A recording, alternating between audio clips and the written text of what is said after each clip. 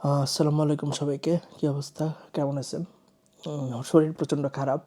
জ্বর সারাদিনই পড়েছিলাম, শুয়েছিলাম। ভালো লাগতেছিল না। তো কী করব কিছু বুঝতেছিলামও না। রান্নাবান্না করা নিজেই, সব কিছু করতে হবে, ওষুধও খাইতে হবে সব নিজেই। শুয়ে থাকতে থাকতে একটা জিনিস মাথায় আসলো যে বাংলাদেশে থাকলে আসলে কী হইতো আমার লাইফটা এই সময়। অফকোর্স ফ্যামিলি মেম্বার বা যারা আছে তারা হয়তো বা একটু দেখে রাখতো বা কিছু। কিন্তু এছাড়াও তারপরে মনে হয় কি যে বাংলাদেশের লাইফটা বেশ কঠিনই ছিল। যখন আমি আসলে অন্য যারা ডিসেবল পারসন আছে তাদের দিকে তাকাইতাম, মোস্টলি আমার কাছে মনে হতো যারা গরিব এবং যাদের আর্থিক সামর্থ্য ওরকমভাবে নাই, তাদের জন্য আসলে বেশ কঠিনই হইতো বলা চলে। আমার খুব ভালো মতো মনে আছে, একদিন রাস্তাতে আমি যাচ্ছিলাম হুইল চেয়ারে, আরেকজন আমাকে সাথে ছিল যে হুইল চেয়ার আমার পিছন থেকে পুশ করতো। সেই সময় এক হুইল চেয়ারে এক চলা মানুষ, গরিব মানুষ, সে রাত ৯টা বাজে তখন, সেই মানুষ আমার কাছে এসে ভিক্ষা চাইতেছে। তো আমি প্রচণ্ড অবাক হইলাম যে জাস্ট বিকজ আমি কিছুটা আর্থিকভাবে ভালো একটা ফ্যামিলিতে কিছুটা জন্মাইছি বলে আমার জন্য খুব ইজি ছিল পার পাওয়া, এবং সেম একটা মানুষ, ওই লোকটা আর আমার মধ্যে তেমন কোনো পার্থক্য নাই।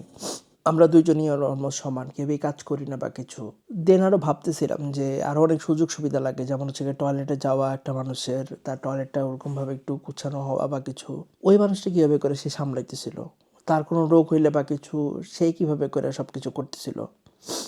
যেটা দেখলাম ওই মানুষটা হচ্ছে গিয়ে তার পিছন থেকে মোস্ট প্রবলি তার মেয়ে, একটা ছোটো মেয়ে, মোস্ট প্রবলি তার বয়স হবে 6 বছর বা 7 বছর, এই মেয়েটা রাতের বেলা পিছন থেকে ঠেলে ঠেলে তাকে নিয়ে যেতেছিল, এবং সে যখন এসে আমার কাছে ভিক্ষা চাইলো, এবং আমি টাকা কী দিব জানি না, তার থেকে আমি জাস্ট খুব অবাক হলাম যে আমি আসলে কোন লাইফে আছি এবং কী আছি, এবং লাইফে এমন, এটা আমার এখনও মনে পড়ে, আজকে থেকে 5 বছর আগের ঘটনা।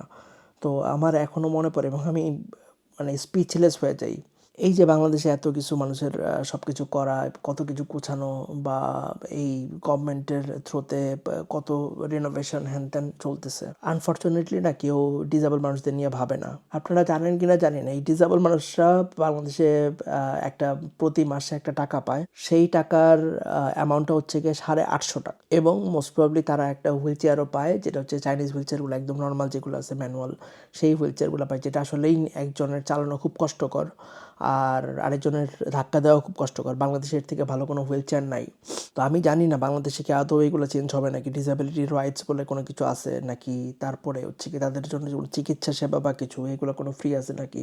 আমি বুঝি যে আপনারা এখন বলবেন যে ভাই আমরা তো যারা সুস্থ স্বাভাবিক মানুষ তাদেরই অনেক রাইটস নাই, তাইলে কি বাংলাদেশে জন্মানো যারা জন্মাইছে ফিজিক্যাল ডিসেবিলিটি নিয়ে, তারা কি, তাদের কি মরে যাওয়া উচিত বা কিছু।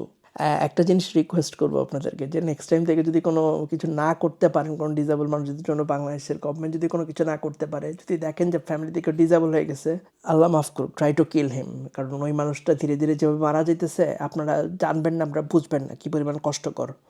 তাদের লাইফটা ভয়ানকের থেকেও ভয়ানক। আর আমি আরেকটা কথা বলে শেষ করব, যে ধরে নেন কালকে আপনি সকালবেলা উঠে দেখলেন যে আপনি হাঁটতে পারতেছেন না, বা কোনো একটা ইনসিডেন্ট আপনার সাথে হলো, বা অ্যাক্সিডেন্ট হলো, যার ফলে আপনি you have lost your walking ability or something.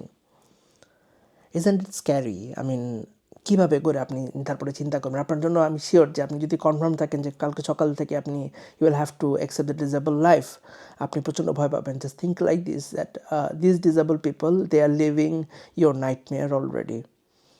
So কোনো রিকোয়েস্টের কোনো বালাই আমি করবো না আপনাদের কাছে যে আপনারা খুব কোনো কিছু করেন মানুষের জন্য বা কিছু। আদৌ কি বাংলাদেশে সম্ভব নাকি জানি না, তবে এটা একটা কার্সড কান্ট্রি বাংলাদেশ। আমার মনে হয় না কখনো বাংলাদেশ ঠিক হবে, এবং বাংলাদেশের দ্বারা আমার zero hope, unfortunately. That's it. Allah হাফেজ।